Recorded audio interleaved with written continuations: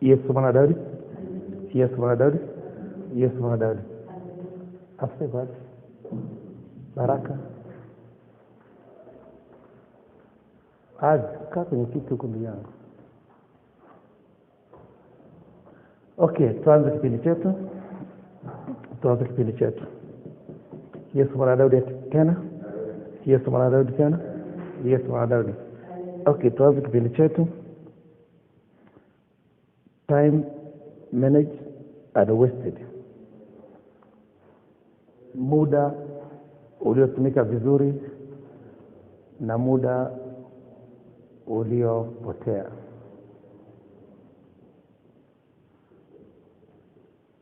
Muda uliotumika vizuri na muda uliopotea. Nataka twende sambamba tuangalie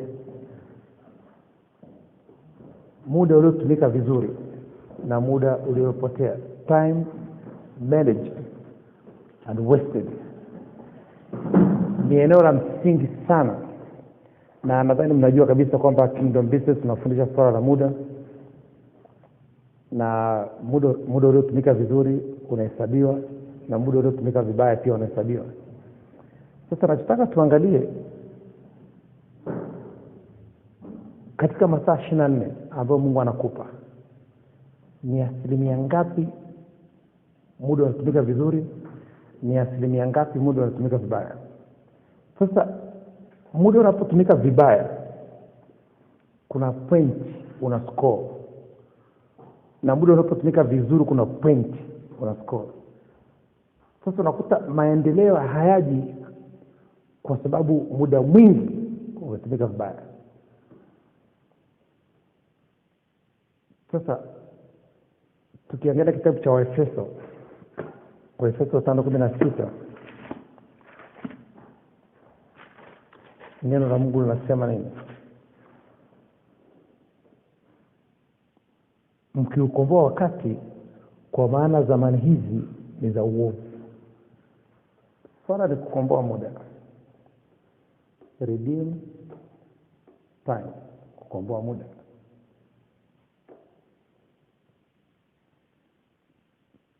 Ukiangalia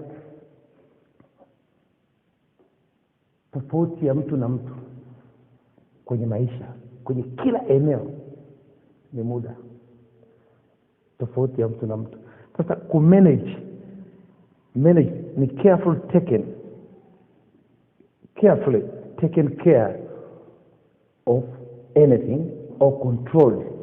Yani kila kitu unakifanya katika hali ya uangalifu mzuri na kimefanyika katika hali ambayo ni nzuri.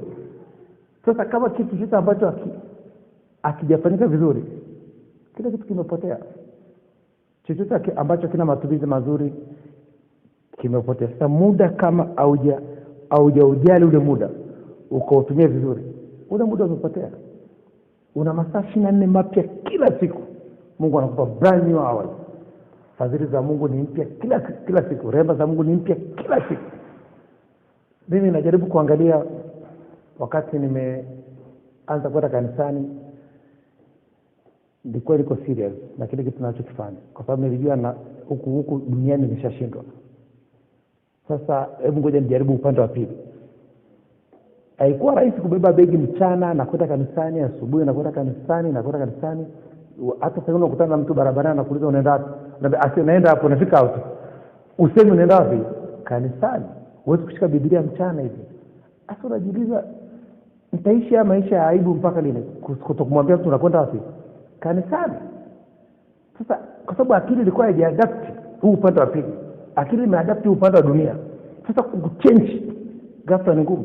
Leo mimi natembea na Biblia barabarani. Siku kwanza natembea na ubao barabarani. Nimetoka pale kanisani na kuna roho inaambia urudi. Watu wasipokusikiliza je? Ukikutana mtu anajua Biblia kuliko wewe, hata kushindana wewe, utapata aibu. Nikasema hapana. Nikiuliza kitu chochote ambacho sikijui, nitawaelekeza wale watu waende kwa mchungaji kanisani. Ndio ambacho kitu sikijui. Nitakuwa mkweli. Basi hamna kitu. Na kweli nilikuwa nikiuliza kitu ambacho sikijui, nawaambia mimi sijui. Nendeni mkamuulize nani? Mchungaji kule kanisani. Hivyo nikasema nitakuwa mkweli, Na ukisema nikakumbuka siku moja nikauliza swali silijui. Nikasema hata kamuuliza mchungaji, wakanyamaza. Nikasema okay, hawakuendelea tena kubishana mimi. Nikamwambia kwa kweli sijui, naomba samahani mimi silijui. Nilirudi kamuuliza mchungaji, wakanyamaza. Kingine akajua okay. Kama sijui, niwaambie waende kwa nani? Kwa mchungaji. Na wananyamaza. Hamna ugomvi, naendelea kufundisha kitu kingine. Nikasema okay, hii inafanya kazi. Ikafika mahali nikitoka nyumbani naambia Roho Mtakatifu, wewe ndo mwalimu wangu, na kuomba nikiuliza swali ujibu wewe. Nauliza swali, mtu ananyosha mkono huku, mwingine ananyosha kule, mimi naambia okay, wewe namnyosha, anajibu. Mimi kazi yangu ni kutungisha kichwa, vinasema sawa sawa. Na mwingine anajibu, anasema sawa sawa. Tunaendelea. Mimi najifunza kutoka kwa wale, najua Roho Mtakatifu anafanya nini? Anajibu, watu wananyosha vidole, wanajibu. Sasa ni kwa nini nilikuwa najaribu kumtumia Roho Mtakatifu au kumtumia mchungaji? Na kuomba nini? Muda. Nisibishane na watu na wasione mimi ni mjinga. Kwa sababu mimi kuna vitu ambavyo sivijui. Hivi bila sije kusoma mpaka mwisho mimi. Na sio kila kitu najua kwenye Biblia. Najua kile kiasi changu kwamba sijui, mtu mwingine anajua. Na sio kila kitu kwenye Biblia natakiwa mimi nisome. Sio kila kitu cha kwangu. Hivi ni vya watu wengine. Sio cha kwangu. Biblia ni buffet. Ukienda unachagua kitu ya nini? Chakula. Kwenye Biblia chagua kile cha kwako, chakula. Kwa sababu unaona wa Marekani waliposhika Biblia, baadhi ya makanisa makubwa ya Marekani na wazungu waliposhika Biblia tu walichagua maneno yote ya upendo. Wanafundisha upendo tu. Waafrika wameshika Biblia wamechagua maneno yote ya kulipiza visasi na laana. Ndio wanaongea tu kila siku kwamba wewe kwa nini uko hivi? Kwa sababu una laana. Hapana. Laana ni giza. Huwezi kumaliza laana hata siku moja. Na nuru ni mwanga, nuru ni baraka. Unapoendesha gari usiku, unakwenda Dar es Salaam, unabidi usukume giza. Ndio utafika Dar. Ukisimama hapa gari lako utaona hapa na hapo mita 20 tu. Lakini utaona Dar es Salaam. Inabidi usogeze ile gari ili uende Dar. Sasa watu wengi huwezi kushindana na giza. Giza litakuwepo kila siku. Kwamba lazima ulisukume. Kwamba laana hazitaondoka. Lazima usifanye nini? Uzisukume. Ukimtumikia Mungu, anakwambia tabariki chakula chako, tabariki na maji. Ina maana unasukuma nini? Laana. Sio kwamba zipo unasukuma. Unazidi kuona unakoenda. Sasa uwezi ukakomboa muda kama haumtumii Mungu. Mtumia Mungu anakusaidia kukomboa muda wako. Sio mtumia Mungu, muda ukomboleke, unatumika vibaya. Unajikuta umekaa mahali kijiweni, una chat tu kwenye smartphone. Unaangalia TV tu. Kumbe atakaye kufundisha swala la muda ni Roho Mtakatifu peke yake. Atakwambia fanya. Ndio mwalimu wako. Ndio anayejua swala la muda. Tofauti na hapo hakuna kitu kitakachoendelea. Kwamba lazima ukomboe muda. Tukisoma kwenye kitabu cha Nyakati wa kwanza sura ya 12 mstari 32. Nyakati wa kwanza 12:32.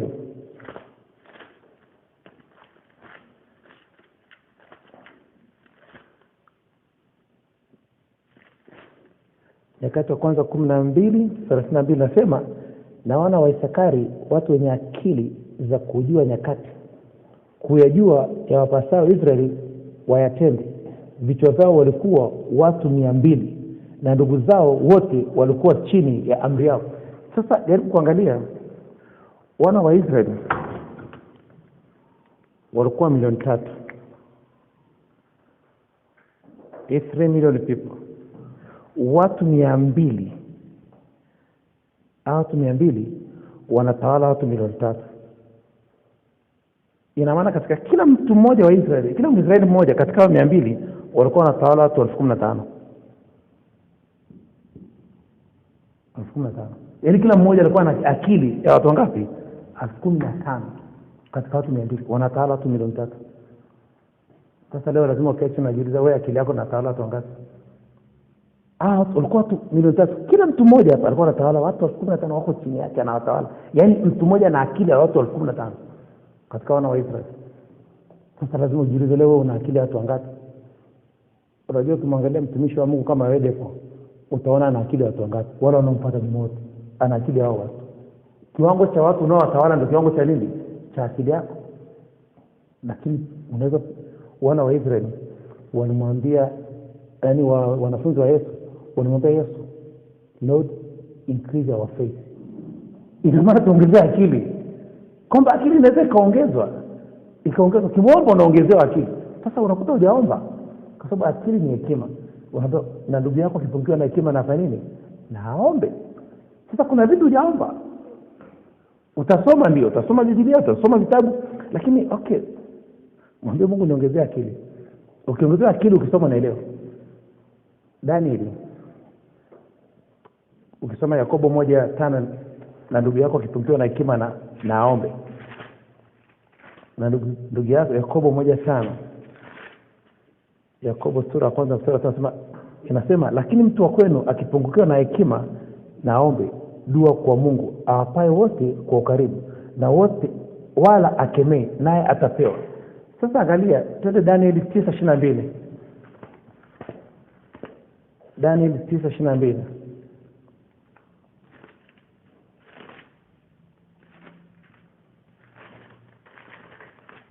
Daniel 9:22 neno la Mungu lasema akaniagiza akaongea nami akasema Daniel nimekutokea sasa ili nikupe akili upate ufahamu. Daniel anaomba Mungu akili ili apate ufahamu. Mungu niongezee akili nipate ufahamu. Ni namna ya kuomba tu kwamba unaomba nini. Na ukiomba kulingana na neno la Mungu, Mungu anajibu. Anaangalia neno lake ili aweze kutimiza. Sasa Daniel aliomba apewe akili. Sasa kuna mahali muda unapotea kutokana na akili ni kidogo. Akili ikiwa kidogo muda unapotea.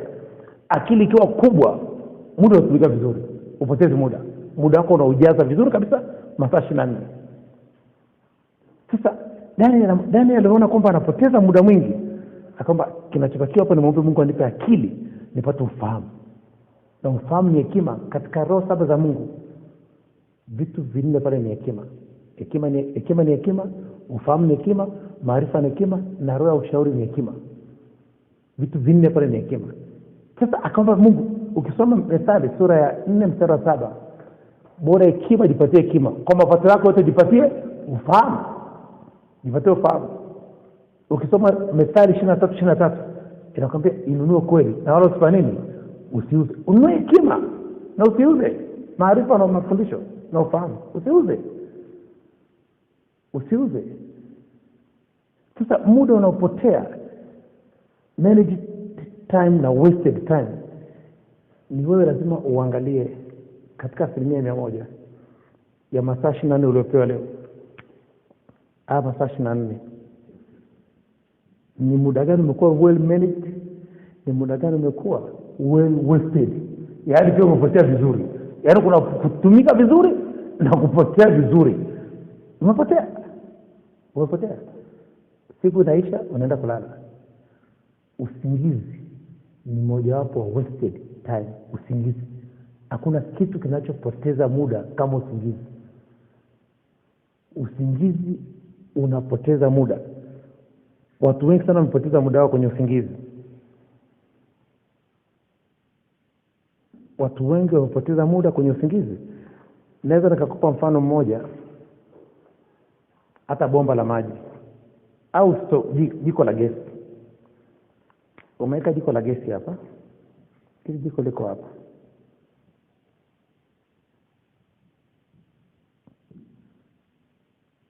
Usipoweka sufuria hapa juu na kitu ndani, umewasha gesi, hii gesi inapotea. Hii gesi inafanya nini? Inapotea. Umewasha jiko, hakuna sufuria hapa juu, hakuna kitu kinapika. Umefungulia maji pale, umeshateka kwenye ndoo, yamejaa, yanamwagika. Yale yanamwagika yanafanya nini? Sasa Mungu ameshakufungulia maji, amefungulia masaa 24 amekupa. Niwe kazi yako kuyateka yale masaa 24 kwenye vyombo.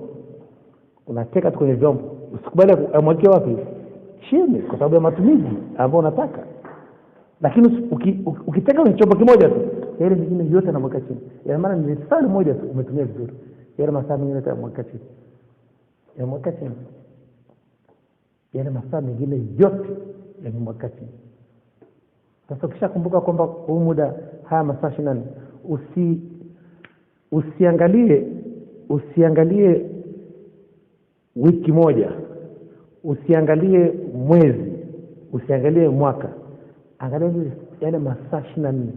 Ile siku yako moja tu unaitumiaje? Ndio utatoka hapo ulipo. Ile siku yako moja kwamba masaa 24 leo nimeyatumiaje? Sasa nakumbuka tumefundisha sana swala la muda, jinsi gani ya kutumia masaa 24. Tofauti na hapo, huo muda umepotea. Nakumbuka uwezo kuongea swala la akili. Uwezo kuongea swala la akili.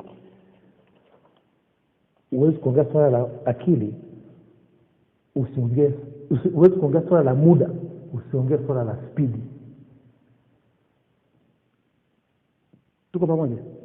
Yaani ukiwa unaongea swala la muda tu, lazima ujue kuna speed.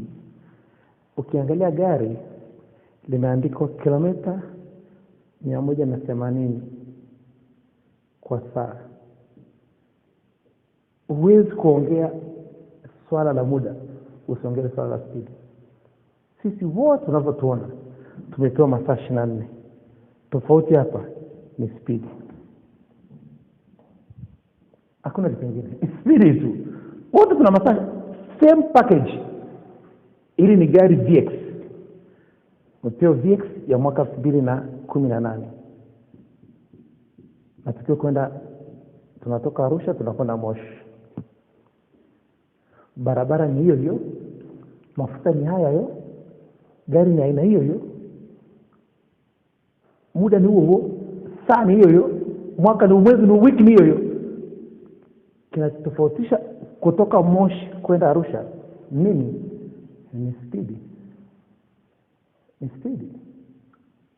Watu, hebu tuangalie Matendo ya Mitume 10:34-35.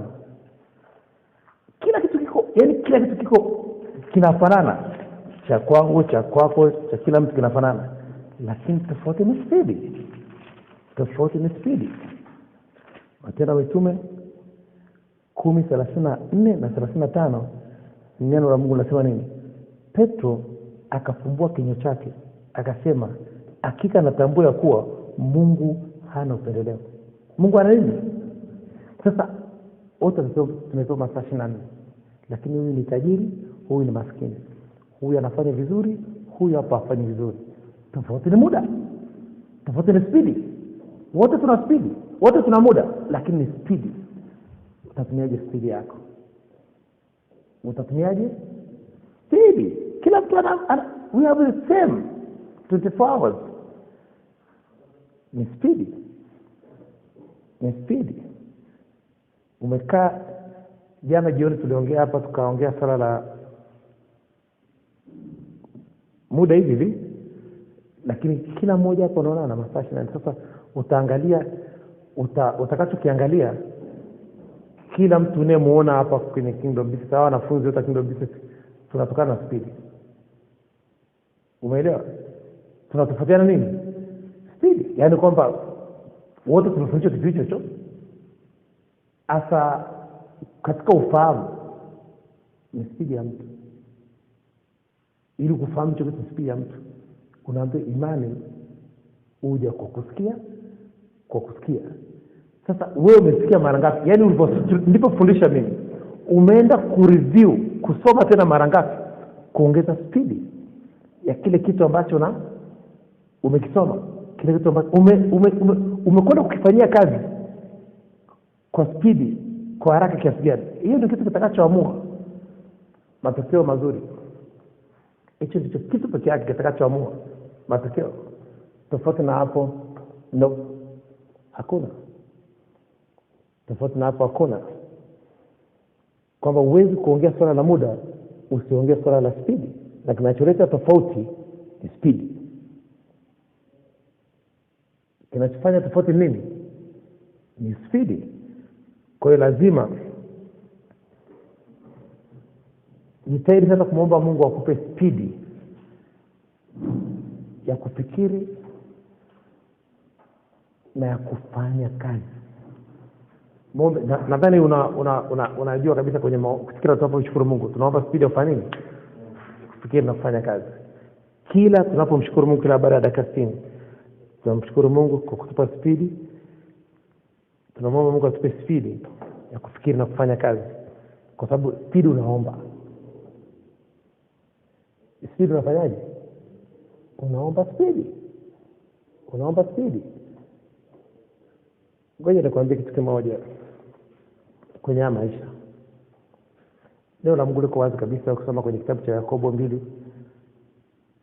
Yakobo 4 mstari wa 2.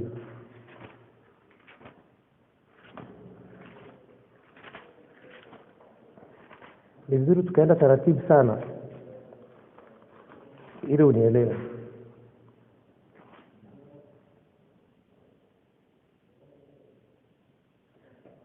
Yakobo 4 mstari wa 2 inasema mwafanya mwatamani wala hamna kitu, mwaua na kuona wivu wala hamwezi kupata, wafanya vita na kupigana wala hamna kitu kwa kuwa hamuombi.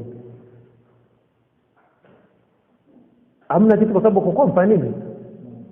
Yaani wewe hauna kwa sababu hujaomba. Tukiwa hapa sasa hivi tunagawa soda au kuna kitu soda kiko kwenye fridge. Wewe unajua soda iko kwenye fridge. Usipoomba utapewa? Hutapewa mpaka utakapofungua. Umempa mtoto chakula hajashiba, asiporudi na ile sahani jikoni ataongezea chakula? Aongezee kwa sababu inajulikana ameshashiba.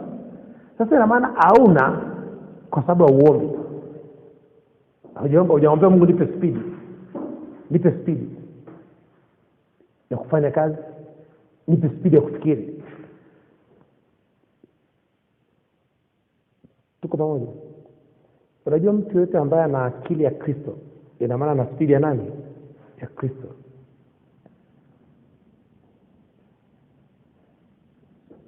Kwa lazima ujue kabisa kwamba kila kitu ambacho hauna haujaomba. Ukiomba hicho kitu utakipata. Ukikiomba utakipata.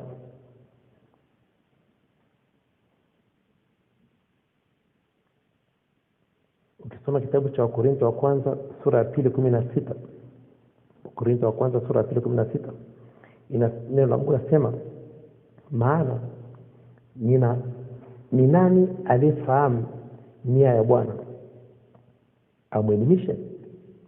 Lakini sisi tunayo nia ya Kristo. Ina maana we have the mind of Christ. Na akili ya Kristo ndio akili inayoenda speed kuliko akili nyingine. Lazima uombe akili ya Kristo. Hii ni akili inayoenda kwenda speed sana. Sasa unaambia Mungu nipe akili ya Kristo kwa sababu ni akili ambayo inakwenda speed, ni akili ambayo inafanya vitu kwa haraka. Inafanya kitu kwa haraka. Sasa nakuta ukiangalia maisha unaoishi leo yanaamuliwa na akili yako.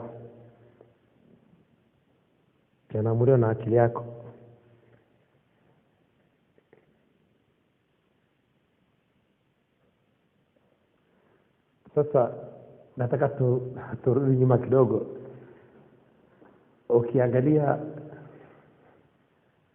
uwezi kuongea swala la muda usiongee swala la speed, kwa sababu panapokosekana speed tu ina maana kuna muda unafanya nini? Unapotea. Ikikosekana speed tu kuna muda pale unapotea. Huyu mtu anakwenda slow, muda unapotea. Sasa swala ni kwamba tunaposema speed ili muda usipotee, ina maana kama kuna speed kuna kitu kinachopima nini? Speed. Tuko pamoja? Yaani uweze kusema speed za usijue ni kitu gani kinachopima speed. Ukiangalia speed ya kwenye gari, ukisema gari na speed ngapi, utaambiwa hebu angalia kwenye speedometer. Angalia kwenye speedometer. Ukiambia kompyuta iko fast, ina maana unaambiwa angalia processor. Processor yake na ni pentium ngapi? Umeelewa? Sasa ukiambia huyu mtu ana speed, lazima uangalie akili yake. Akili ndio speedometer. Akili nini? Ukimwona mtu anapokwenda slow, angalia akili yake. Ukiona mtu slow, angalia akili yake. Akili ndio speedometer. Tuko pamoja? Ukitaka kujua umetumia luku kiasi gani, unaangalia kwenye nini? Kwenye mita. Ukitaka kujua maji umetumia kiasi gani, idara maji, angalia kwenye nini? Kwenye mita. Utajua umetumia lita ngapi. Sasa akili ndio speedometer ya maisha ya mwanadamu. Akili ndio speedometer. Kwamba ukitaka kujua speed yako ya maisha, angalia akili yako. Unafikiri kiasi gani? Unafikiri kiasi gani? Kama unafikiri kidogo, unapata kidogo. Unafikiri sana, unapata sana. Tuko pamoja kwa Mungu? Kwamba ukitaka kujua mtu anafikiri kiasi gani, anakwenda speed kiasi gani, angalia akili yake. Sasa ukisoma Luka 2 mstari wa 41 mpaka 52, ndio utaanza kujua speed ya akili ya Yesu.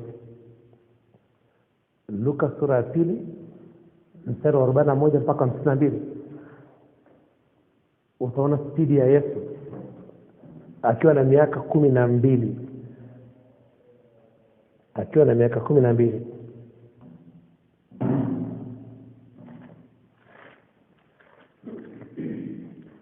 Luka sura ya 2 mstari wa 41 mpaka 42, utaona speed ya Yesu. Neno la Mungu linasema, basi wazee wake huenda Yerusalemu kila mwaka wakati wa sikukuu ya Pasaka, na alipopata umri wake miaka 12,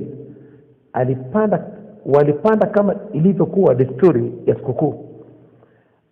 Alipokwisha kutimiza siku wakati wa kurudi kwao, yule mtoto Yesu alibaki nyuma huko Yerusalemu, na wazee wake walikuwa hawana habari.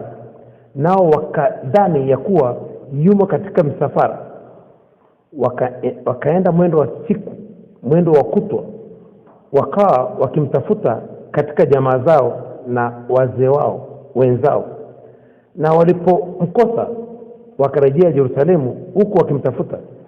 Ikawa baada ya siku 3, wakamwona hekaluni ameketi katikati ya walimu, akiwauliza maswali, akiwasikiliza na kuwauliza maswali. Sasa huyu ni mtoto wa miaka mingapi? Ni 12. Speed ya akili. Speed ya nini? Ya akili. Yuko siku 3 yuko hekaluni, anawauliza walimu, anawasikiliza na kuwauliza nini? Maswali. Hawajui mtoto anakula nini, analala wapi. Ni watu wazima wanakuja kumsikiliza. Hebu unakumbuka hicho kipindi cha Mafarisayo? Unajua kilikuwa ni kipindi kigumu sana Wale ni watu ambao walikuwa wanaamini sana sheria. Lakini waliwezaje kumsikiliza mtoto miaka 12? Na ndio sababu ukisoma mstari wa 52 nasema, naye Yesu akazidi kuendelea katika hekima na kimo, akipendeza Mungu na wanadamu. Aliendelea kukua katika hekima, katika akili. Sasa ile ni speed. Mtoto wa miaka 12, ukienda huko barabarani, kuna watu wanalala kule barazani. Simnaona kuna watu wanalala barazani wengi sana. Wale watoto ni kiwango cha speed ya akili. Yule mtoto anaondoka nyumbani kwao, anaacha kitanda, anaacha kila kitu, aenda kulala wapi? Barabara. Ni kiwango cha speed. Sasa yule mtoto anafikiri sana kwa kasi, lakini hajapata mtu kumsaidia. Yaani anafikiri, unajua speed bila control ni bure, kazi bure. speed bila control. Yaani hata kama unakimbia na gari bila speed, kama una control kazibu unapata ajali. Sasa yule mtoto speed ni kali lakini hana control kwa sababu ni mdogo, hana control. Na kitu ambacho kinaweza control akili yako neno la Mungu. Kitu ambacho kinaweza kutawala nini? Akili yako neno la Mungu. Hasa wale watoto hawana neno la Mungu ndani yao. Yaani misingi ilishaandika. Hasa anakimbia speed, anajikuta amelala barabarani. Amelala barabarani. Na anaona sawa. Lakini mtoto akipata mtu wa kumsaidia akaweza kuboresha akili yake, yule mtoto anakaa vizuri. Anakaa vizuri. Sasa the mind is a speedometer. Akili ni speedometer, ndio inapima maisha ya mtu ya leo na maisha ya mtu ya kesho. Akili inapima. Unaangalia mtu anafikiri nini na kufikiri future. Kufikiri future ndio hekima. Kufikiri maisha yako ya kesho na ukaanza kuyaishi leo ndio nini? Ndio hekima. Hekima ni kuona kesho yako leo na ukaanza kufanyia kazi. Na utaionaje? Kupitia akili. Mungu anamwambia Abraham baada ya kutengana na Lutu, toka nje angalia kaskazini, kusini, mashariki, magharibi. Akamwambia nchi yote unayoiona nitakupa wewe na uzao wako. Aliona kwa akili nchi nzima ya Israeli. Alitumia akili. Kila mtu anakula kwa urefu wa kamba yake. Mbuzi anakula kwa urefu wa kamba yake. Lakini mwanadamu anakula kwa umbali anayoona. Umbali unayoona ndio utakula. Lakini mbuzi anakula kwa urefu wa kamba yake. Wewe utakula kwa umbali unayoona kupitia akili yako. Utakula kutokana na speed ya akili yako. The speed of your mind ndio utakula. Speed ikiwa kidogo unakula kidogo. Speed ikiwa nyingi unakula sana. Sasa lazima ukae chini ujiulize, ni masaa mangapi unapoteza? Unapoteza muda kiasi gani? Kila siku masaa 24. Unapoteza muda kiasi gani kwenye usingizi? Unapoteza muda kiasi gani kwenye smartphone? Unapoteza muda kiasi gani kwenye magazeti, kwenye TV? Wewe jumlisha ule muda tu. Unapoteza muda kiasi gani? Pia kwenye kazi ya kuajiriwa, unapoteza muda kiasi gani? Unapoteza muda kiasi gani pale? Lazima ujiulize. Unapoteza muda kiasi gani? Tofauti na hapo, unaandika, uchukua kalamu na karatasi, masaa 24, nimelala masaa 8, nimefanya kazi masaa 2, nimekaa kijioni saa 1, alafu jumlisha ule muda. Angalia muda ambao umepoteza. Hujasoma neno la Mungu, hujakwenda kwenye semina ya watu, hujatafuta darasa lolote kama ili kujifunza, hujaenda kanisani, hujaenda mahali popote kutafuta taarifa. Hujaenda kwenye maonyesho ya biashara, hujafanya chochote. Ule muda umepotea. Kwa akili ndio speedometer, ndio inayosoma. Ndio sababu usiku ukiwa umelala unaweza kuona vitu ambavyo umefanya mchana. Kweli uongo? Unaota ndoto usiku, unaona vitu ambavyo umefanya mchana. Kwamba lazima ukae chini na akili ndio inayorekodi maisha yako. Akili ndio inarekodi matendo yako, vitu ambavyo umefanya. Akili inarekodi. Kwa sababu usiku unaweza kulala ukaona vile vitu ambavyo umeota usiku umefanya mchana.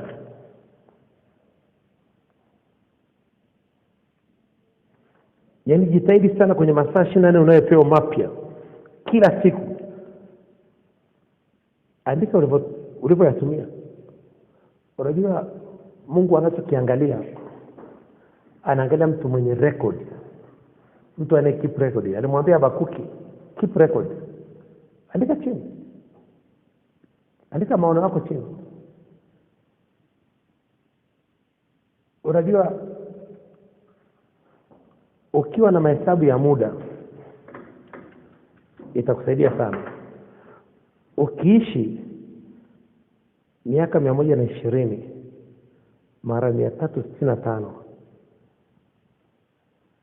mwaka mmoja na siku 365, watu wote wenye akili wanahesabu siku. Wote wenye akili duniani siku wanazoishi hapa duniani Watu wajinga watu wanahesabu miaka. Anasema kwamba ana miaka 40, miaka 50. Utaona mtu mzima kabisa anakuambia, "Wewe mtoto, wewe jua mimi na miaka 50, miaka 60." Usinidanganye mimi.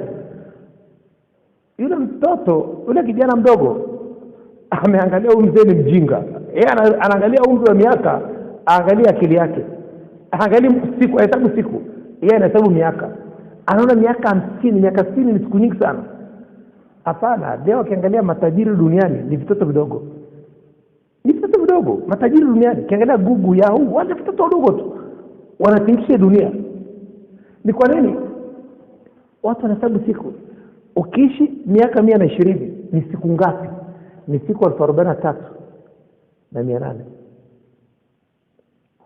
Siku 43,800 ni siku kidogo sana.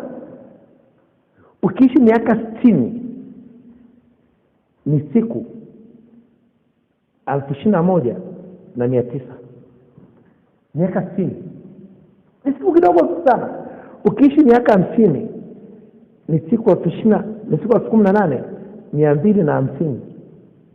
Miaka 50, 18,250.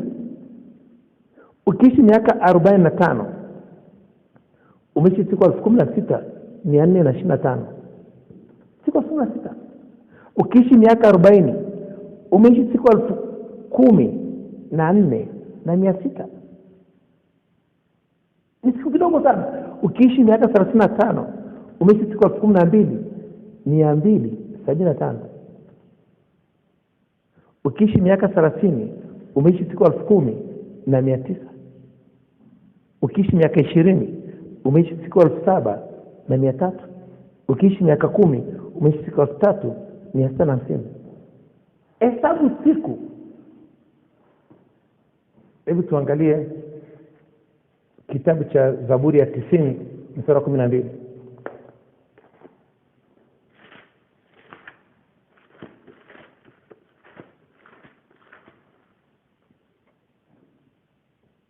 Zaburi ya 90:12, Daudi anasema nini? Basi utujulishe kuzihesabu siku zetu, tujipatie moyo wa hekima.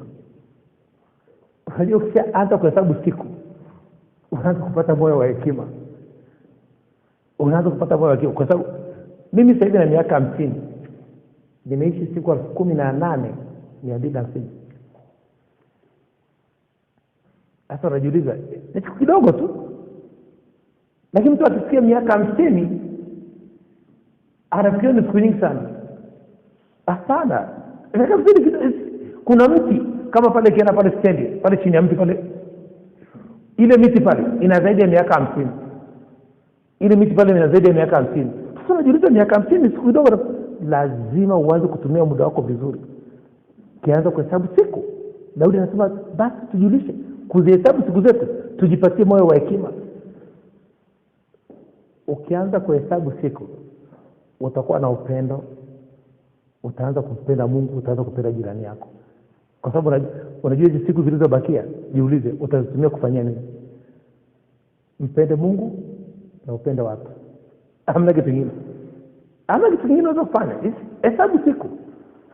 Hesabu siku. Na nimesema speedometer. Kila kitu duniani kina mita, speedometer. Kila kitu, magari, maji, umeme, ndege. Kwa sababu speedometer kazi yake ni kupima kasi. Speed, kupima kasi. Hichi kitu kinafuata kasi kiasi gani? Mwanadamu, speedometer mwanadamu ni akili. Akili ndio inapima kasi ya mtu. Kwamba mtu anafuata kasi kiasi gani. Tukachukulia mfano wa Yesu akiwa na miaka 12, akili yake ilipima kwa kasi. Aliweza kupiga wazazi wake chenga, akarudi Yerusalemu, siku 3 ameketi hekaluni, na walimu anauliza maswali. Ni kasi yule mtoto. Ngoja nikwambie, ukimwona mtu mwenye aibu hana kasi. Mtu wote ana hofu, hana kasi. Sasa kama una hofu, unajua unataka kwenda mahali unarudi nyuma tu. Unaambia nenda kamaone fulani, unasema hapana. Nenda kamaone mheshimiwa rais leo, anasema hapana. Una hofu na aibu. Ndio sababu ukisoma kitabu cha Warumi, Waebrania 12 mstari wa 2, Yesu alishinda nini? Aibu. Baada ya Yesu kushinda, kwa sababu ile kasi aliyokuwa nayo, aibu ya kuweza kuvumilia, alipita ile aibu kwa kasi, speed. Alipita ile aibu, alipita kwa speed 1000. Ile speed alikuwa nayo zaidi ya ndege, speed 1000. Kwa sababu siku moja kwa Mungu ni miaka 1000. Na miaka 1000 ni siku moja. Alipita ile aibu kwa speed 1000. Aibu ya kuona Yesu amepita hapo. Akashinda. Ameketi kwenye kiti cha enzi cha Mungu Baba. Tunaona mtu yote ana aibu. Mtu yote anayeogopa kuthubutu. Ana speed. Angalia mtoto mdogo. Speed alionayo. Ana uwezo wa kufanya chochote kile. Anaweza kushika nyoka, kashika nge, anaweka mdomoni. Ile ni speed. Lakini mtu mzima kumwambia nyoka yule pale anakimbia. Mtoto anashika. Kwa hiyo speedometer ni akili yako, kompyuta na processor, gari na speedometer, ndege, kila kitu. Ukitaka kujua speed ya mtu, angalia akili yake.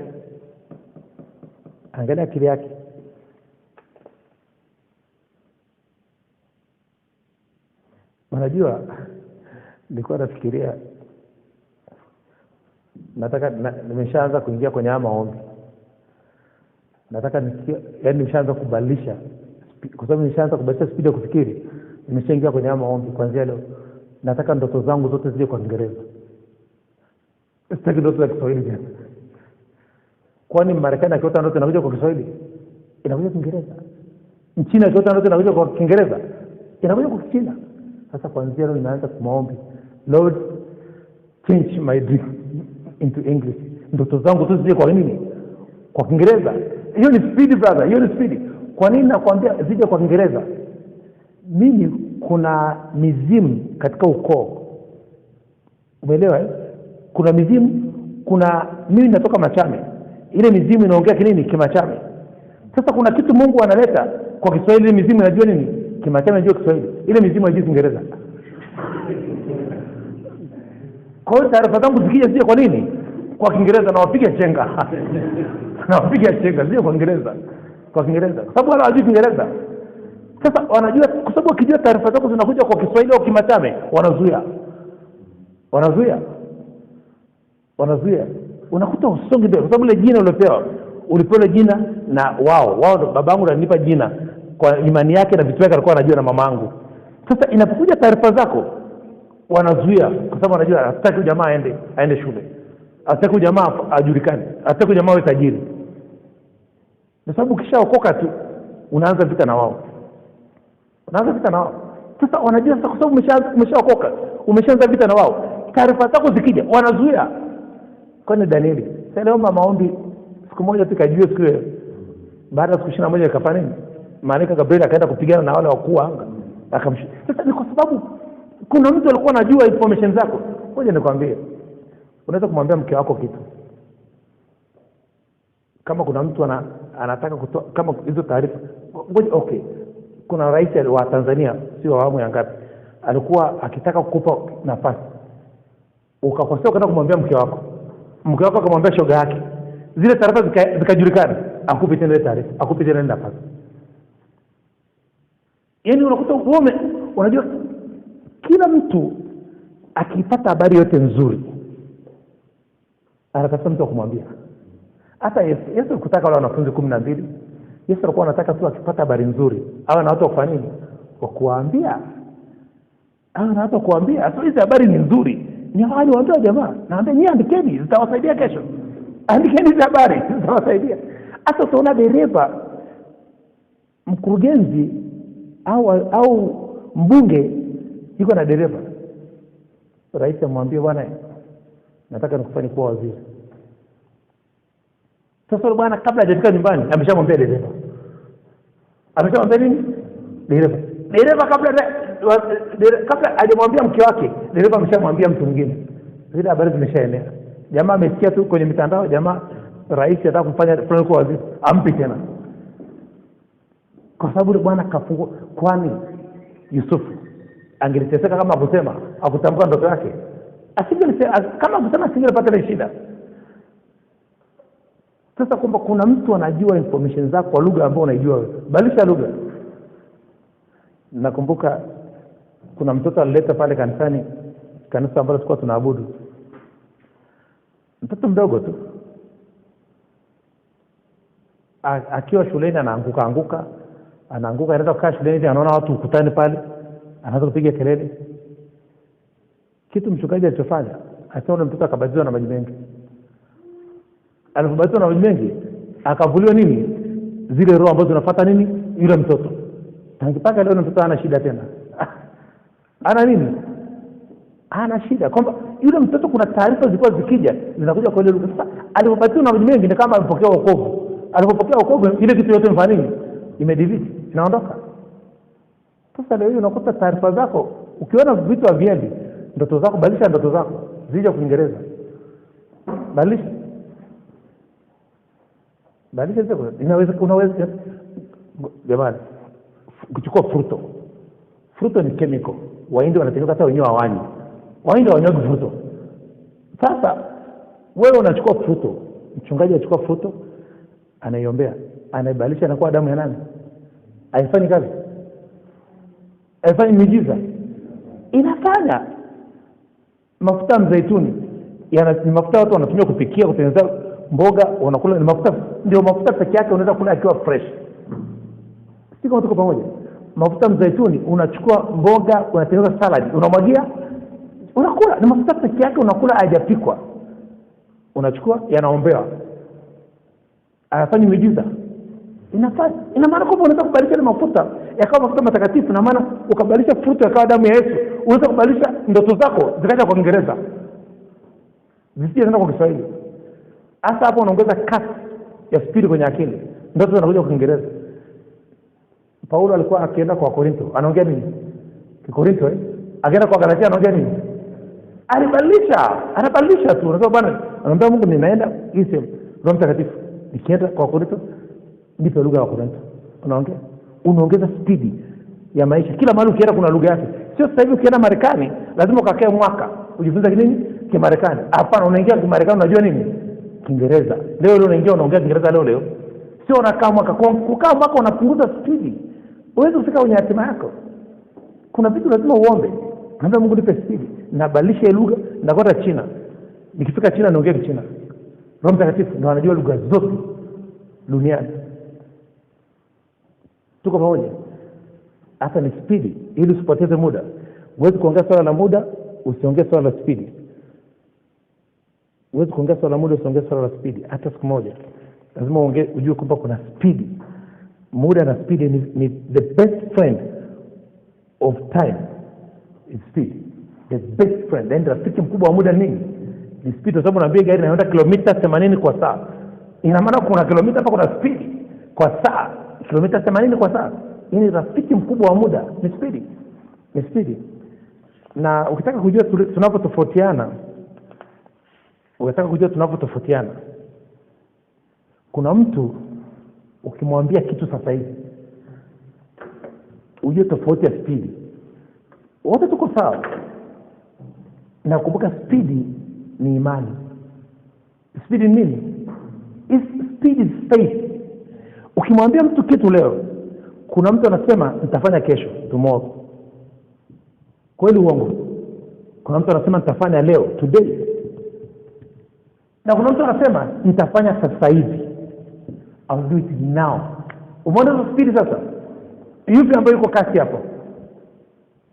Wa sasa. Na imani nini? Ni sasa. Yuko speed, anakwambia bwana hii kazi inaanza sasa hivi. Anakuja mtu unamuuliza unataka kazi ndio? Unataka kuanza lini? Mwingine anakwambia taanza kesho. Mwingine anakwambia taanza leo. Mwingine anakwambia naanza sasa hivi. Ndipo fagio.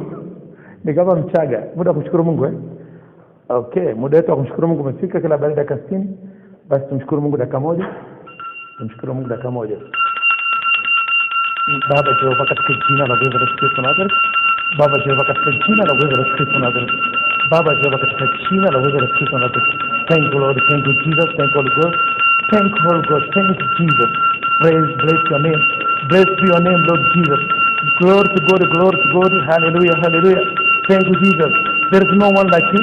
You are the King of kings, Lord of lords, Father of fathers. You are the Alpha and Omega. Hallelujah, hallelujah. Hosanna, Hosanna, the Son of David. Thank you, Jesus. He's alive again, he's alive again. In the mighty name of Jesus Christ. Baba Jehova, katika jina la uweza la Yesu Kristo wa Nazareth. Baba Jehova, katika jina la uweza la Yesu Kristo wa Nazareth. Baba Jehova, katika jina la uweza la Yesu Kristo wa Nazareth. Mtakatifu, mtakatifu, mtakatifu, Mungu wa Bwana Yesu Kristo, Baba tukufu, Mungu wa Abraham, Isaka na Yakobo, Mungu wa wanafunzi wote wa Kingdom Business duniani, Mungu wa kila mtu mwenye pumzi, Mungu wa watu wote wenye mwili, Mungu wa wanafunzi wote wa Kingdom Business, Mungu wa kila mtu ambaye yuko chini ya kivuli cha sauti yangu. Baba Jehova, tunasema asante. Baba Jehova, tunakuomba Roho Mtakatifu Yesu Kristo wa Nazareth, utusamee maovu yetu yote, utuponye na magonjwa yetu kwa damu ya Kristo wa Nazareth, kwa maana fadhili za Kristo za milele, katika jina la uweza la Yesu Kristo wa Nazareth. Baba Jehova, tunasema asante kwa hii siku mpya uliofanya kwa ajili yetu, tunaifurahia na kushangilia katika jina la uweza la Yesu Kristo wa Nazareth.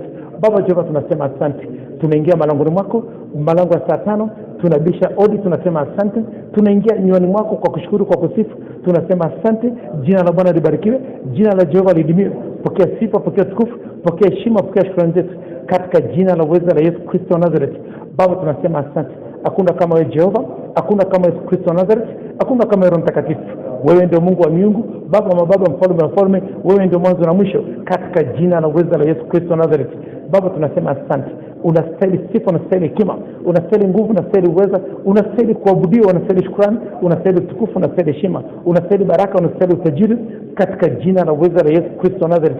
Baba Jehova, tunasema asante kwa kutuamsha asubuhi ya leo, kwa kutupa pumzi, kutupa nguvu, kutupa uzima, kutupa uhai. Asante kwa kutupa akili, kutupa ufahamu, katika jina la uweza la Yesu Kristo. Asante kwa kutupa miujiza Kristo katika biashara, katika kazi, katika huduma. Asante kwa kutupa neema ya Kristo. Asante kwa kutupa hekima ya Kristo. Asante kwa kutupa uwezo wa Kristo. Asante kwa kutupa ujasiri wa Kristo. Asante Roho Mtakatifu kwa kutupa kibali cha Kristo mbele ya Mungu na mbele ya wanadamu. Asante kwa kutupa kibali cha Kristo cha kumiliki na kutawala. Asante kwa kutupa kibali cha Kristo katika biashara, katika kazi, katika huduma. Asante Jehova kwa kutupa mafunuo ya Kristo, mafundisho ya Kristo, mifano ya Kristo, katika jina la uweza la Yesu Kristo wa Nazareth. Asante Jehova kwa kutupa upendo wa Kristo, amani ya Kristo, imani ya Kristo, fadhili za Kristo. Asante kwa kutupa uaminifu wa Kristo, uvumilivu wa Kristo, wema wa Kristo na upole wa Kristo na nidhamu ya Kristo, katika jina la uweza la Yesu Kristo wa Nazareth. Asante Roho Mtakatifu kwa kutupa roho ya Kristo iliyoko ndani yetu. Asante kwa kutupa roho ya Kristo, roho ya hekima, roho ya ufahamu, roho ya uweza, roho ya ushauri, roho ya maarifa, roho ya mafunuo na roho ya kumcha Bwana, katika jina la uweza la Yesu Kristo wa Nazareth. Baba Jehova, tunasema asante. Asante kwa siku mpya leo uliyofanya kwa ajili yetu. Asante Yesu Kristo wa Nazareth kwa masaa 24 uliyofanya kwa ajili yetu. Asante Roho Mtakatifu kwa hizo dakika 60 mpya ulizozifanya kwa ajili yetu. Tunazifurahia na kuzishangilia katika jina la uweza la Yesu Kristo wa Nazareth. Baba Jehova, tunasema asante. Tunabariki hizo dakika 60 na kuzitakasa kwa damu ya Yesu Kristo. Tunafunika hizo dakika 60 kwa damu ya Yesu Kristo. Tunashusha moto wa Mtakatifu, moto wa kiti cha enzi. Tunaweka ukuta wa moto, tunaweka uzio wa moto katika hizo dakika 60. Tunaweka malaika na makerubi kulinda, kuweka ulinzi katika hizo dakika 60. Tunazungusha damu ya Yesu Kristo wa Nazareth katika hizo dakika 60. Roho ya uovu, roho ya chafu, roho ya dunia isiingie katika majina yetu, katika akili, katika nafsi, katika roho, katika mwili, katika maisha. Isiingie katika biashara, katika kazi, katika huduma. Isiingie katika familia, katika imani, katika afya, katika masomo, katika jina la uweza la Yesu Kristo wa Nazareth. Baba Jehova, tunasema asante. Mtakatifu, mtakatifu, mtakatifu, Mungu wa Bwana Yesu Kristo, Baba tukufu, tunasema asante kwa kutusamea maovu yetu yote na kutuponya magonjwa yetu yote kwa damu ya Kristo, kwa maana fadhili za Kristo za milele, katika jina la uweza la Yesu Kristo wa Nazareth. Baba Jehova, tunasema asante. Bwana ndio mchungaji wetu, hatutapungukiwa na kitu, katika jina la uweza la Yesu Kristo wa Nazareth. Mwaka 2018 hatutapungukiwa na upendo wa Kristo, tumaini la Kristo, hatutapungukiwa na neema ya Kristo, hatutapungukiwa na kibali cha Kristo cha kumiliki na kutawala, kibali cha Kristo mbele ya Mungu na mbele ya wanadamu. Hatutapungukiwa na nguvu ya Kristo na neema ya Kristo, katika jina la uweza la Yesu Kristo wa Nazareth. Baba Jehova, tunasema asante. Roho Mtakatifu, tunakukaribisha tena katika kipindi kingine cha dakika 60 kilichoko mbele yetu.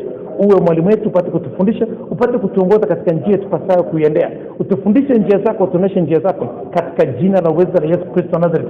Utupe akili ya Kristo, tupate akili ya Kristo. Utupe akili ya Kristo, tupate kumjua Kristo, kumjua Roho Mtakatifu, kumjua Mungu Baba Jehova zaidi na zaidi, katika jina la uweza la Yesu Kristo wa Nazareth. Utupe akili ya Kristo, tupate akili ya Kristo ya kusoma neno la Kristo, kuandika neno la Kristo, kutafakari neno la Kristo, katika jina la uweza la Yesu Kristo wa Nazareth. Utupe akili ya Kristo, tupate akili ya Kristo ya kuleta watu kwa Kristo, katika jina la uwezo la Yesu Kristo Nazareth.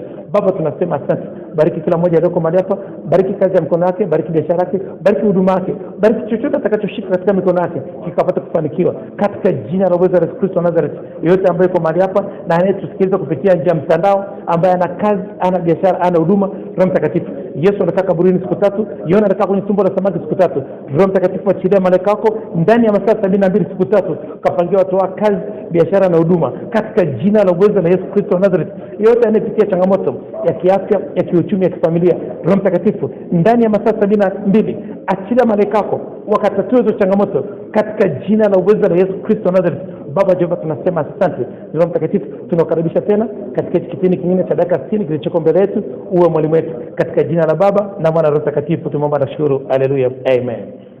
Okay, tunaendelea dakika nyingine 30 zimebakia alafu tumalize. Kwa hiyo watu wa Mungu, manage time, muda unaotumika vizuri na muda unaopotea. Wewe ndio unatakiwa uchukue ile masaa 24 kila siku, kalamu na karatasi, alafu andika umelala masaa mangapi, umefanya kazi masaa mangapi, kila kitu unachokifanya. Tengeneza ratiba yako ya muda wako, ili ujue kabisa ni muda, ni asilimia ngapi ya muda inapotea na ni asilimia ngapi ya muda inatumika vizuri. Tofauti na hapo hakuna kitu. Unajua shuhuda zinazojibiwa, yani maombi yanayojibiwa ni maombi yenye shuhuda. Maombi ambayo yana shuhuda Mungu ajibu. Na maombi yanayojibiwa ni yale maombi ambayo yana kalamu na karatasi. Andika chini, fanyia kile kitu kazi, au maombi yanajibiwa. Lakini maombi tulifundisha hapa tukasema kuna maombi rasmi na maombi yasiyo rasmi. Maombi rasmi yameandikwa na yana scripture, yana maandiko, na maombi yana vitendo. Huyu mtu ameenda kufanya kazi ya yai. Yai ni kazi ya Yesu, Adam na Injili. Wai ni Yesu, Adam na Injili. Huyu mtu ameenda kufanya kazi ya Injili, ameenda kufanya kazi ya Adam kutunza mazingira, ameenda kwenye vituo vya watoto yatima. Kazi ya Yesu ni people's business. Yesu kutunza mazingira. Yesu alikuwa na deal na watu, people's business. Watoto yatima, wajane, wazee, wa magereza, wafungwa. Yesu anadili na watu. Adam anadili na mazingira. Kwa hiyo program ya yai, tumesema yai hii ndio nguzo ya kingdom business. Y ni Yesu, A ni Adam, I ni Injili. Hii ndio nguzo yetu. Lazima ufanye kazi ya Yesu, ufanye kazi ya Adam, tunza mazingira, ufanye kazi ya Injili, habari njema. Nadhani mnajua tumefundisha sana kuhusu kazi ya Yesu. Sasa maombi yanayojibiwa ni yale ambayo yako well documented, scripture and faith, yana matendo. Haya matendo yafanya Mungu ajibu.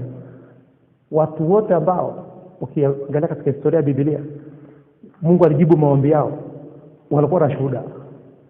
Danieli alikwenda kuomba amuue Goliathi, alikuwa na shuhuda. Anasema alikuwa simba na dubu. Tuko pamoja? Sasa kama huna shuhuda, sio rahisi maombi yajibiwe. Sio rahisi. Kwamba lazima ukae chini uangalie maombi yenye shuhuda ndio yanayojibiwa.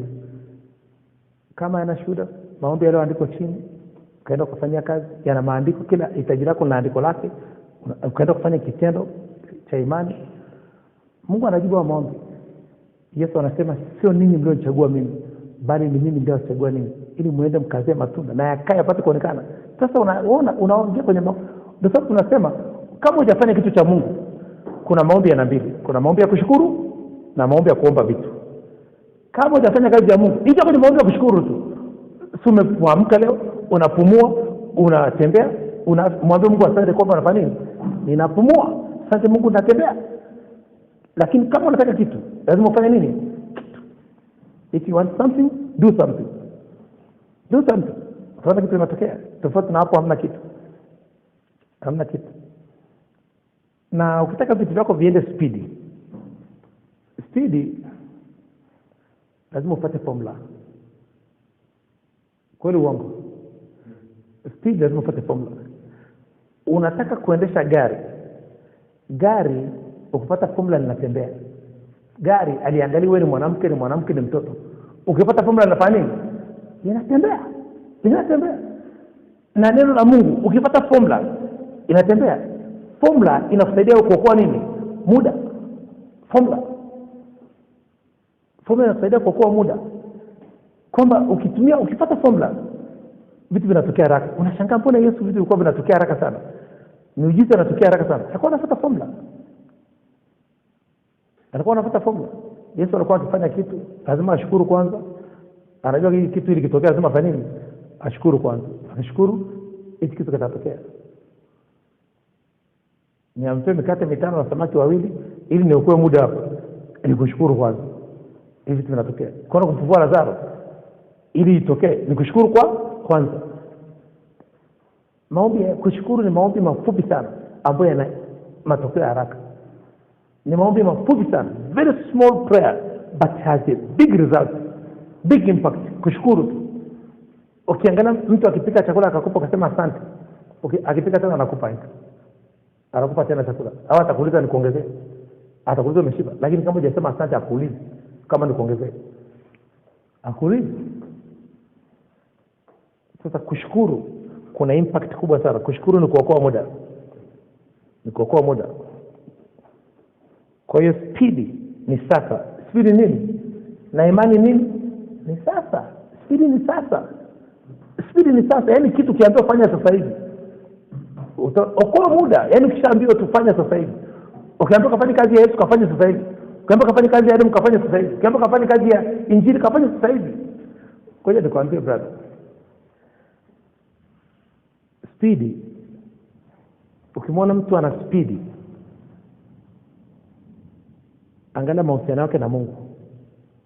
Utaona mtu ana hekima. Utaona mtu ana speed, ana hekima. Na Biblia inakwambia ukivuna avunaye nafsi ana nini? Ana hekima. Sasa kama na Mungu, project kubwa ya Mungu ni ya kuleta watu kwa Yesu. Hamna kitu kingine.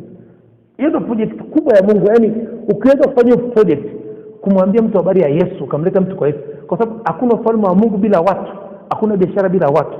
Kwamba ina maana shetani anachukua watu na Mungu anahitaji watu. Anachukua watu. Sasa ukiweza kumletea Mungu watu, anakupa hekima. Unajua mimi kuna kitu ambacho kilinitia moyo sana niliposomaga ile andiko la Methali 11:30 kwamba who wins soul is wise. Nikasema kumbe ina haja kwenda shule ndugu yangu, nikwenda kuvuna nafsi tu. Unaenda shule fanya nini? Wewe unahitaji hekima ya shule, unahitaji ya Mungu. Unahitaji ya Mungu. Kama nikimletea Mungu watu kwamba ananipa nini? Ananipa, tunabadilishana Mungu. Mimi watu na hekima. Na kuletea watu wanipe hekima. Full stop. Ndio nikasema wow, kumbe hii hekima nilionayo leo kwa sababu navuna nini? Mimi naongeza kasi ya kuleta watu kwa nani? Kwa Kristo. Kwamba tubadilishane watu na hekima. Sio mimi kwenda shule. Kubadilishana watu na hekima. Nimetea watu anipe hekima. Nikimletea huyu ananipa hekima. Okay, nafanya. Nikatoa miaka yangu 3 barabarani kuvuna nafsi. Na imeisha miaka 3. Ilitokea changamoto za kutaka ile agano la miaka 3 liishie katikati. Lakini Mungu aliendelea kunitia moyo. Nikaendelea mpaka nikamaliza. Na kitu nilichojuaga ile kazi ni ya Mungu. Ile changamoto ya kwanza niliyoipata, nikakaa hapa nyumbani siku 3, sikuondoka. Nikamwambia vijana wangu hii kazi tunaacha. Kwa sababu kama mchungaji anaweza kuongea kwenye ibada, kitu unachokifanya hakina maana kwamba wewe sio msomi. Tunaleta mtu msomi atawafundisha kufanya biashara ndani ya kanisa. Sio kufundisha na watu ambao hawajasoma. Kanisa zima likakaa okay.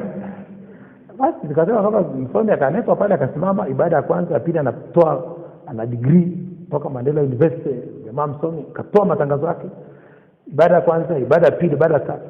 Siku fulani kuna sema niambia alipata watu wangapi? Watu 8 ndio walikuja. Watu 8. Wale wengine tulikuwa ni sisi. Wakimdoviza kuja kusikiliza jamaa anafundisha nini. Msomi alikuja na watu 8. Nililala nikapo nyumbani siku 3. Siku ya 3 saa 9 nikasema ngoja nikalale Mungu anipe majibu. Nimelala ndoto ikaja. Niko stendi pale nafundisha na watu wamenizunguka kama kawaida. Roho Mtakatifu ananiuliza, mtu kiongozi ni mtu wa namna gani? Mimi najibu. Simoni anayeuliza, mimi najibu.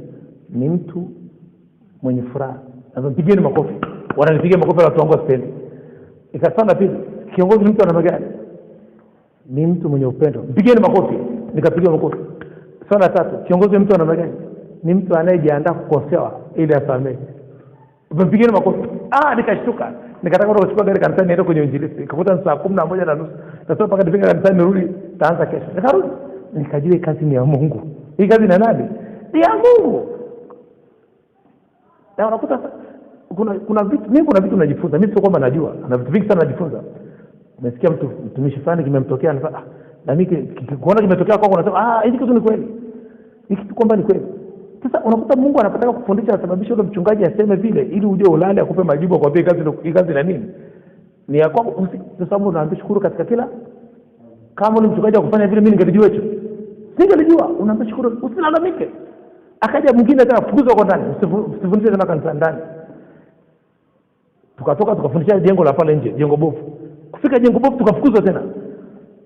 Tukaambia mchungaji tunaomba tutumalizie miaka yetu 3. Hatutafundisha hapa, tutafundisha kwa barabarani. Sisi kukansela tujulikane. Tunajulikana wapi? Barabarani. Tukamaliza miaka 3. Kwamba ni ile speed ya kufikiri. Unataka kwenda ile kasi, mtu asikuzuie. Inabidi usarende. Kuna vitu unabidi unyamaza tu. Unanyamaza ili uweze kwenda kasi. Kuna kitu ambacho yule mchungaji alisema, huyu mchungaji mpya. Nilikuwa naongea na mchungaji kuhusu swala muda. Akasema mchungaji, watu wanalalamika sana kwamba ibada ni refu. Jumatano watu wanakuja saa 11, wanaondoka saa 1 kanisani, na huyu mtu amekuja nyumbani kutoka saa 10, kuanzia saa 10 mpaka saa 1, saa 1 anaondoka kanisani, anafika nyumbani saa lingine ni saa 2, anafika nyumbani. Ina maana kuanzia saa 10 mpaka saa 2 mtu yuko wapi? Kanisani. Kuna namna tunaweza ukaadjust kwenye muda hapa. Tunaongea tu friend kwa sababu ni comment unampelekea. Akaja wakati ameita bodi ya kanisa. Akaita bodi ya kanisa kwamba kuongea na mimi ili nisifundishe kwenye jengo. Na mimi akasema, nikamwambia mimi kama bodi kama una bodi ya kanisa na mimi na bodi yangu ya Kingdom Business. Kama bodi yangu haiwezi kuingia huko ndani, hakuna mkutano. Akakaa bodi ya kanisa akasema waambie waingie, tukaingia. Katika ile kuongea akasema, huyu bwana ananiambia mimi ananipangia muda wa ibada. Huyu kwanza ni mshirika tu, hata sio kiongozi ndani ya kanisa. Ananifuata mimi, ananipangia muda wa ibada. Nikamwambia Roho Mtakatifu nipe nguvu ya nisijibu kitu. Kwa sababu nilikuwa nataka kuanza kuongea ovyo. Na nikasema nikiongea ovyo tu nitanyimwa hata kuja kwenye kanisa. Na ajenda yangu itakuwa imefanya nini? Imeisha. Miaka yangu 3 itafanya nini? Nikanyamaza. Nikabeba tu. Basi nikamaliza miaka yangu 3. Leo nina shuhuda kumwambia mtu. Nilikaa kwenye kanisa la mtu mwingine miaka 3. Navuna nafsi na kutangaza aje kuweka hata lita 1 mafuta kwenye gari yangu wala kunipa hata lita 1 maji. 3 years. Na mdogo wangu alifariki. Nikaenda kuzika kaburi barabarani. Kwa sababu ni agano, mimi sijamuoa ndugu yangu. Sijamuoa. Nikarudi barabarani, hilo ni agano. Yesu alisema acha wafu wasige nini? Wafu wao. Kwa hiyo sasa unakaa unaangalia ili mtu asizuie speed yako. Kuna vitu ambavyo Roho Mtakatifu lazima kusaidia. Ni speed, uende speed. Shamba la miaka yangu 3. Najua nitavuna nilichopanda. Kama nitangaza kanisa la mtu mwingine, Mungu atatangaza huduma yangu. Kama nipeleka mtu kwenye huduma mtu mwingine, Mungu ataletea nini? Mtu kwenye huduma yangu. Kuna kitu nimefanya. Sio kwamba nitavuna nilichopanda. Mimi naamini hata nikiamua kuuza karanga tu nitakuwa bilionea. Karanga tu kwa kile kitu ambacho nimekifanya nitakuwa bilionea. Kwa sababu Roho Mtakatifu ananiambia kuvuna nafsi sio kuleta watu kanisani. Kuvuna nafsi ni kufungua watu akili. Full stop. Kuambia watu habari ya nani? Ya Kristo. Ndio kuvuna nafsi. Barabarani watu wangapi wamemjua Kristo kupitia nini? Ni wengi, miaka 3. Leo nikitembea barabarani kila mara mtumishi. Wanajua. Kwa sababu nilikuwa kila siku niko barabarani. Wengine wanasema ni nguvu ya soda. Naongea masaa 8 kwa siku. Miaka 3. Sasa kuna speed ambayo unataka kwenda nayo. Jua kabisa kuna na mlango umeshafunguliwa, mlango mkubwa uko wazi.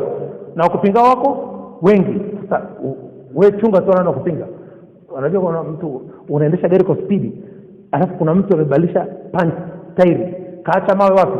Barabarani. Lazima ukwepe yale mawe. Kuna bumps, kuna mashimo, kuna kona, kuna kila kitu. Wewe unatakiwa uangalie. Sio tairi iangalie. Tairi ya juu hiyo. Tairi ya juu jiwe wala bumps. Wewe unajua jiwe na bumps na kona. Tairi ya juu. Piga ile tairi, ukipiga ile jiwe na ile tairi na ile jiwe, ile tairi inapasuka. Tairi ingejua kwamba kigonga ile jiwe itapasuka, ingeliacha, ingepiga kona, lakini wewe ndio unajua. Sio tairi. Tairi haijui kitu yote. Tairi haijui bump, haijui kona. Wewe ndio unajua kwamba hapa ni kona, nipunguze speed. Hapa ni bump, nipunguze speed. Hapa ni jiwe, nisimame nitoe ile jiwe au nikwepe ile jiwe. Wewe ndio unajua kwamba speed ni kitu kizuri sana. Speed without control is nothing. Kama una speed na una control is nothing. Kwamba lazima ujitahidi sana. Speed, huwezi kuongea swala la muda, usiongee swala la speed. Mental speed. Speed ya akili ni muhimu sana. Mental speed. Utamuona mtu, kuna mtu ana speed ya kula kwa haraka. Kuna mtu ana speed ya kazi za mikono ya haraka. Kuna mtu ana speed ya kukimbia, lakini hana mental speed. Hana speed ya akili. Kwa sababu kila kitu kwenye kiungo chako kina speed yake. Kila kitu. Ukiangalia kwenye gari, bearing inazungusha tairi ya nyuma na bearing inazungusha tairi ya mbele, speed ni tofauti. Bearing inazungusha propeller shaft. Inatengenezwa speed moja hizo compatible na hizi nyingine. Kwa sababu ukiangalia saa ya kwanza duniani ilikuwa ni kubwa sana. Mishale kubwa sana. Ilikuwa na mishale mitatu. Ile saa ilikuwa ikipiga inakaa pale. Inakaa kwanza. Nisubiri tena muda ipige tena inasogea tena. Sasa hii saa kwenye ina meno mengi. Mameno yake yalikuwa makubwa. Ina meno yani meno sinajua zinavaliana hivi. Ikizunguka hivi na sasa ili watengeneze saa iwe ndogo, inabidi yale meno yawe madogo yawe mengi ili kuwe na speed. Ili iwe na nini? Ukiangalia kompyuta ya kwanza, unajua watu akili ile mental speed. Kompyuta ya kwanza ilikuwa kubwa kama container 20. Ilikuwa inawashwa kwa mguu. Lakini kompyuta yako ni simu yako kwenye mkono. Unajua hiyo mental speed, yani speed ya nini? Ya kufikiri. Wamepunguza ile kompyuta mpaka imefika nini? Kama kwa kidogo ni smartphone yako na kompyuta yako. iPad ni kompyuta yako. Ni gani watu wanafikiri for speed? Na haijachukua miaka mingi. Haijaenda hata miaka 50. Kompyuta imekuwa ndogo kwenye kiganja cha mkono. That is speed. Hiyo ni speed. Ukiangalia mtu anachukua machungwa, anakamua, anapata juice kidogo, anaweka kwenye box anauza. Auzi chungwa na maganda, anauza kwenye box. Ile ni speed. Angalia vitu watu wanafanya vitu, wanataka vile vitu vikubwa vinapunguzwa vile nini? Vidogo ndio vinauzika. Hiyo ni speed. Teknolojia inapokwenda speed ni mental speed. Sasa ukikaa usipoomba Mungu akakupa mental speed. Leo najaribu kuangalia ni kwa nini Wachina wanafanya vizuri. Sio China ni 100% tu ni Wakristo. Kwa nini wanafanya vizuri? Wachina waligundua kuongeza mental speed. Kuongeza mental speed ni kutafakari. Ukienda kwenye nyumba zao za ibada, wamekaa chini, Buddhist amekaa hivi. Anakaa mpaka anaachia ardhi, ananyanyuka juu. Ameshaondoka katika ulimwengu. Akishaondoka kwenye ulimwengu tu, anaanza kuona picha ya vitu kwenye akili. Anaanza kuona picha vitu mchana, hiyo sio ndoto usiku, mchana anacheza mental picture. Sasa sisi hatuna muda wa kuweza kuiseti akili kaka mahali pamoja kwa muda mrefu. Akili ya Mwafrika inachoka haraka sana. Inachoka haraka kwa sababu hata mtoto wa Kiafrika kumwambia akae hapa, anaondoka, akae muda mrefu anaondoka. Lakini unaweza kukuta mtoto akizunguka akaa mahali pamoja muda 2 hours, anakaa mahali pamoja, aondoke. Na sisi hatuwezi. Sasa ni kwa sababu hatuna mazoezi ya mental, yaani mazoezi ya akili. Kwamba unaona Mungu anapomwambia Joshua kitabu hiki kitabaruki kinywani mwako, tafakari usiku na mchana, ni kwamba huyu jamaa kama pamoja atapata picha kwenye akili, atatengeneza picha zake mwenyewe, sio zile za bure za usiku, zile za ndoto za usiku za bure zile. Sasa inabidi picha yenye gharama, picha nzuri ni ile ambayo umelipia gharama, ambayo umekaa chini ukatafakari mwenyewe ukatengeneza picha. Ukiangalia mtu ambaye alichora hii nyumba, mimi kwanza nichora mwenyewe nikampa mstari.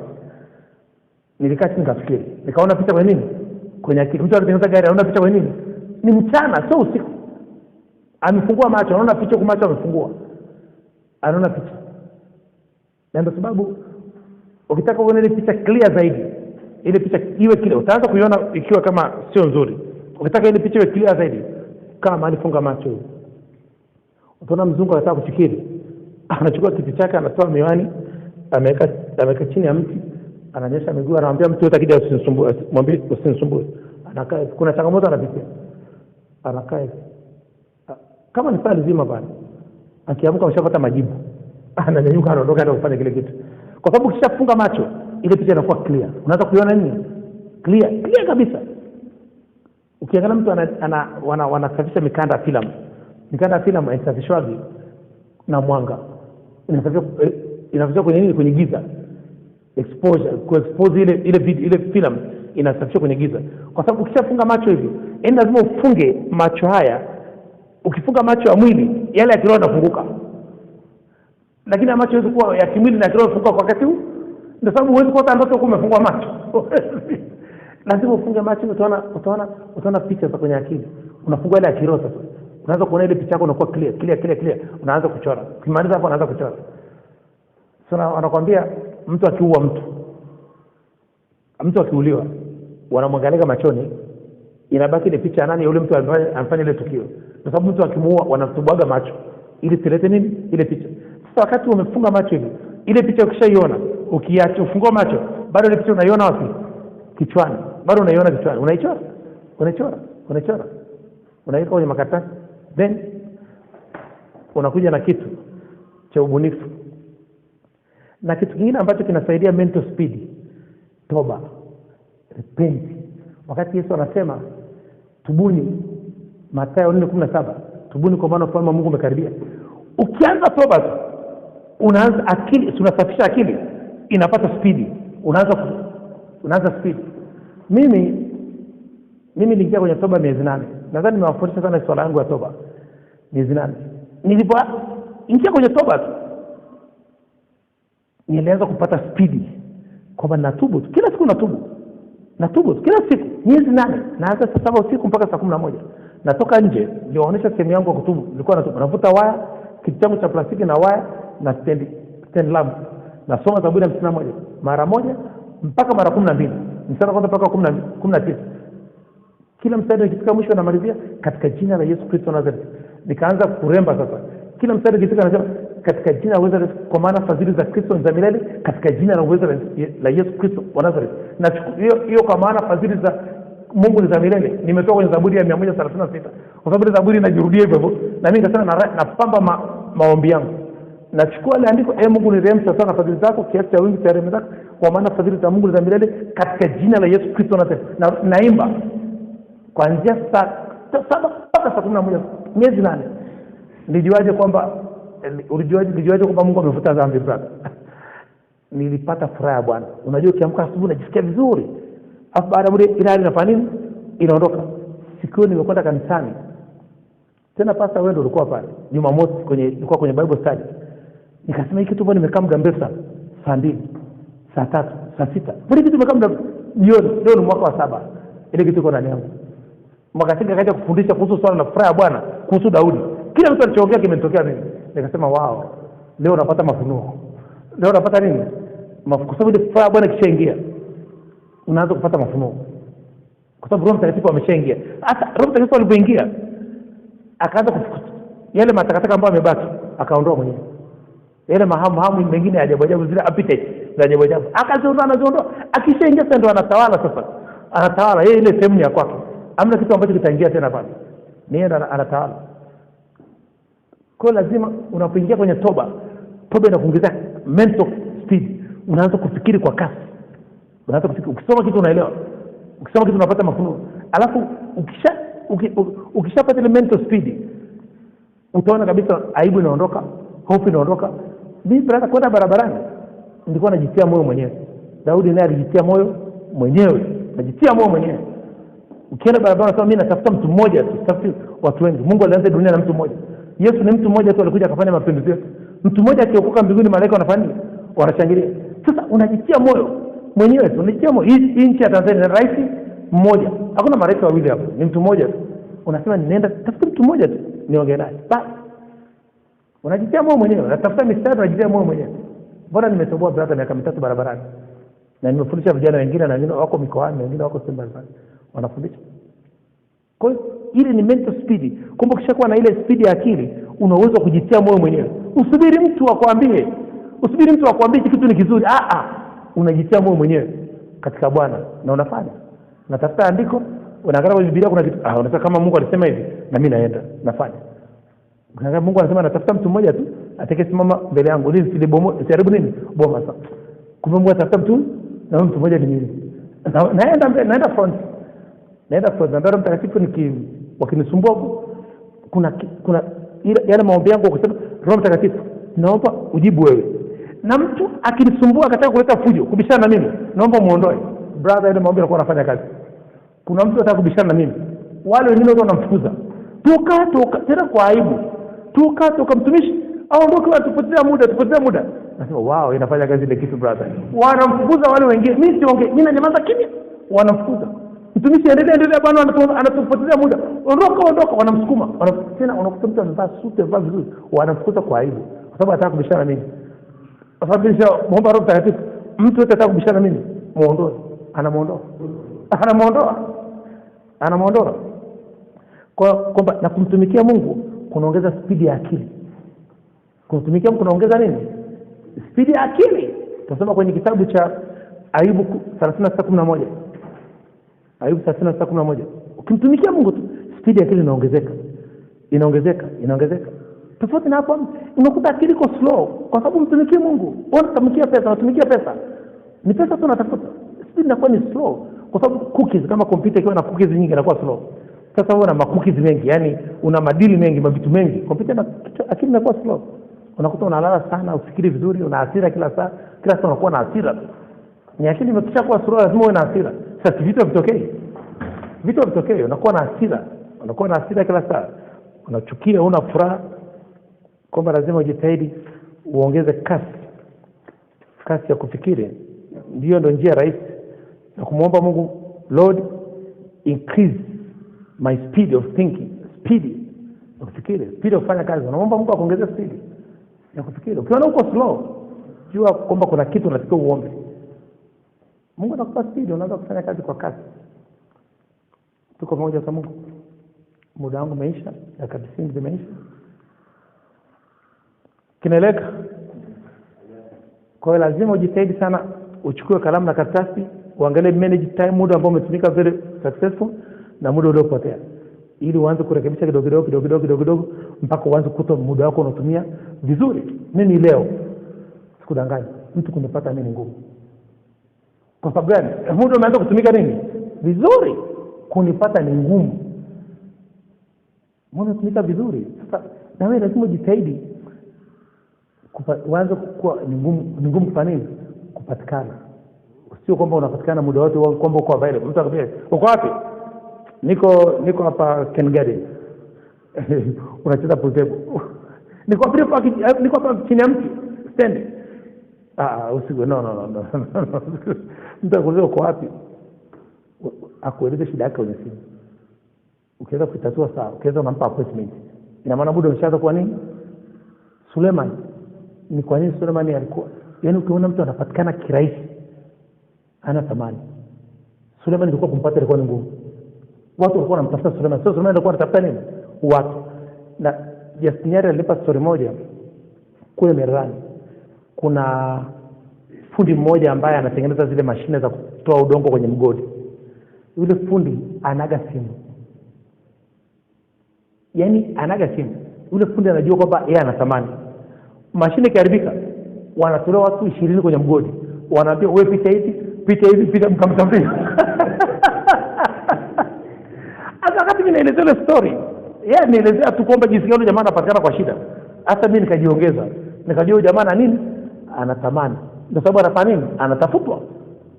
Ili watolewa watu 20 kwenye mgodi. Huyu anaambia pita hivi. Na utaona watu wote 20 watamleta yule jamaa. Kwa sababu ana thamani. Tuko pamoja. Kama na wewe ukishaanza kuwa busy, unaanza kuwa na nini? Na thamani. Na ukiwa unamtumikia Mungu, unakuwa na thamani. Unakuwa busy muda wote. Muda wangu umeisha. Kuna swali moja, nichukue swali moja tumalize.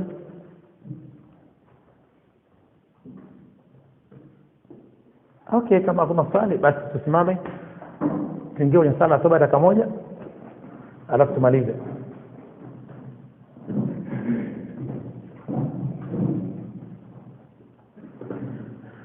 Tunarudia maneno, tunasema Yesu mwana wa Daudi mara 3. Alafu mimi nikisema jina langu Billy Mushi, wewe unasema jina lako. Alafu tunarudia maneno mengine tunamalizia. Sisi tusemagi mimi mwenye dhambi, unataja jina lako. Wewe ni mwenye haki, wewe sio mwenye dhambi. Na mwenye haki ataishi kwa nini?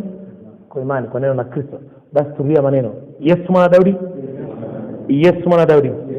Yesu mwana wa Daudi. Mimi Billy Mushi. Naomba nirehemu. Naomba nirehemu. Naomba nirehemu. Unisamee makosa yangu yote. Unisamee dhambi zangu zote. Unisamee maovu yangu yote. Uniponye na magonjwa yangu yote. Unisafishe kwa damu yako takatifu. Kuanzia leo ninakiri nimekuwa kiumbe kipya. Ya kale yamepita. Futa jina langu katika kitabu cha hukumu, andika jina langu katika kitabu cha uzima. Asante Mungu kwa kunipenda. Asante Yesu Kristo wa Nazareth kwa kuniokoa. Asante Roho Mtakatifu kwa kunifundisha. Asante malaika wa Mungu kwa kunilinda, katika jina la uweza la Yesu Kristo wa Nazareth. Haleluya. Amen. Barikiwa sana. Tuonane tena kwenye kipindi saa 10 mpaka saa 11:30. Mungu awabariki sana.